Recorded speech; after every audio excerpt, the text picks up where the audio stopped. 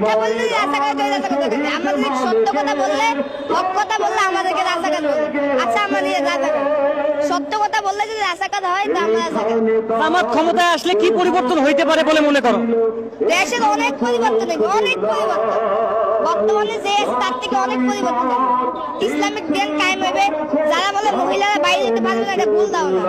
মহিলাদেরকে স্বাধীনতা দেওয়া হবে, যতটুকু দরকার ততটুকু স্বাধীনতা দেওয়া হবে। অনেক পরিবর্তন হবে। যারা জামাতের বিরুদ্ধে কথা বলতেছে তাদের উদ্দেশ্য কি থাকতে পারে? তারা তো বলবে, কারণ আপনার এটা পলিটিক্সের খেলা। আপনি যখন আরেকজনের দোষ ধরবেন, তো ওনার দোষ ধরলে ওনার 10% ভোট আপনি পাবেন, আর উনি যদি আপনার দোষ ধরতে পারে তা আপনি ওনার 10% ভোট পাবেন। এটা পলিটিক্সের খেলা। তোমার জীবনের উদ্দেশ্য কি? একটা সুস্থ দেশ গড়া।